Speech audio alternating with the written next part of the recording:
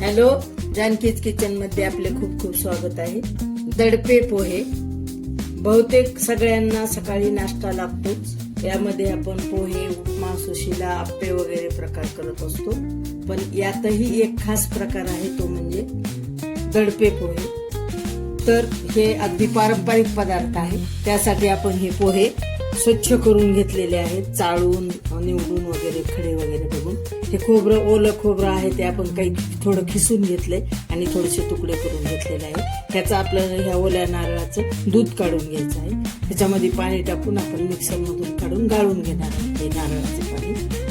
तर अशा प्रकारे आता आपण हे नारळाचं दूध केलेलं आहे. बघा, तुम्ही पाहू शकता, खूप छान झालेलं आहे आपलं नारळाचं दूध.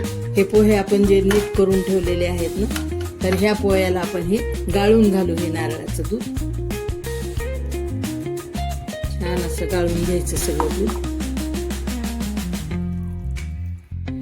हे आपण असं गाळून घेतलेलं आहे. बघा, मिक्सर मधून खोबरं, ओलं खोबरं काढून तुकडे करून आपण छान मिक्सर मधून काढून घेतलं आणि ह्याचं गाळून आपण याच्यामध्ये पाणी घेतलं.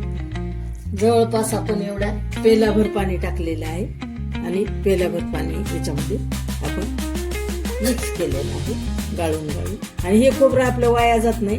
ह्या खोबऱ्याला 2-4 हिरव्या मिरच्या आणि हे खोबरं असं छान परतून घ्यायचं, थोडंसं तेल टाकून, आणि याची चटणी करायची. किंवा लाल तिखटाची करायची असेल तर खोबरं थोडं परतून घ्यायचं. लाल तिखट, लसूण, मीठ टाकायचं, जिरं टाकायचं आणि मस्त चटणी होती, झटपट.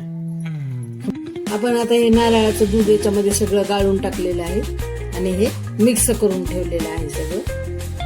असं मिक्स केलं आणि आता आपण याला दडपे पोहे असल्यामुळं त्याचं नावच दडपे पोहे. हे 10 मिनिटं आपण दडपून ठेवू, म्हणजेच हे झाकून ठेवू. हे आपण दडपे पोहे झाकून ठेवलेले नारळाचं दूध घालून. आता आपण याला बाकीचं साहित्य घालून घेऊ. याला घालू थोडासा लिंबाचा रस. एक छोट्या लिंबाचा रस काढून घेतला होता आपण, बिया वगैरे काढून. त्याला घालू थोडीशी साखर.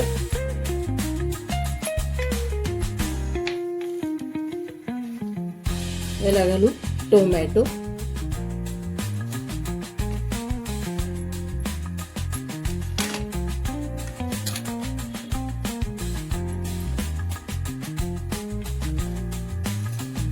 याला घालू थोडासा कांदा.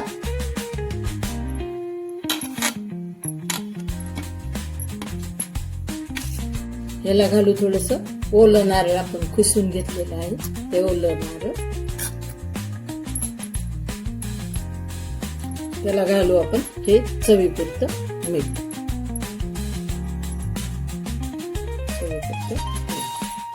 आता हे सगळं आपण एक मिक्स करून घेऊ सगळं छान.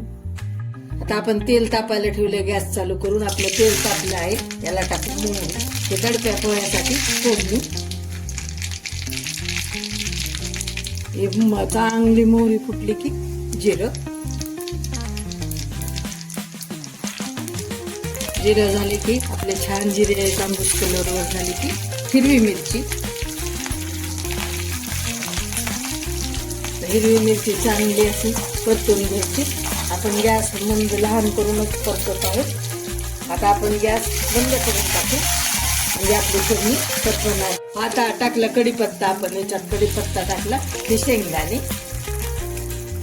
आणि आता छान परतून घेऊ ही कोथिंबीर.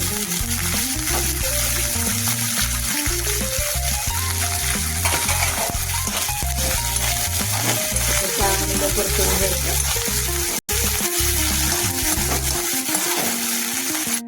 ही कोथिंबीर आणि हिरवी मिरचीची पेस्ट थोडी करून घेतलेली आणि ही आल्याची पेस्ट थोडी करून घेतलेली.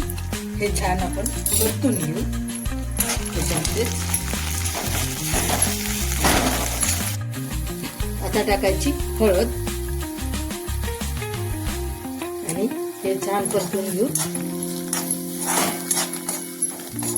चांगलं परतलेलं आहे. आता आपण हे त्याच्यामध्ये टाकून घेऊ. त्याच्यामध्ये सगळे दडपे पोहेमध्ये हे पोहे टाकून घ्यायचे. हे आपले दडपे पोहे चांगले मिक्स करून घेऊ आता फोडणी व्यवस्थित मिक्स करून घ्यायची. हे झाले आपले.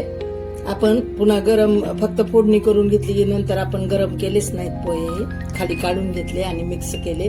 हे झाले आपले दडपे पोहे तयार. याला थोडीशी कोथिंबीर टाकू आपण सजवासाठी. आहा, काय हे पारंपरिक दडपे पोहे अगदी छान झालेले आहेत आपले. असे हा नाश्त्यासाठी असा प्रकार खूप छान आहे. हा पारंपरिक पदार्थ तुम्ही नक्की करून पहा.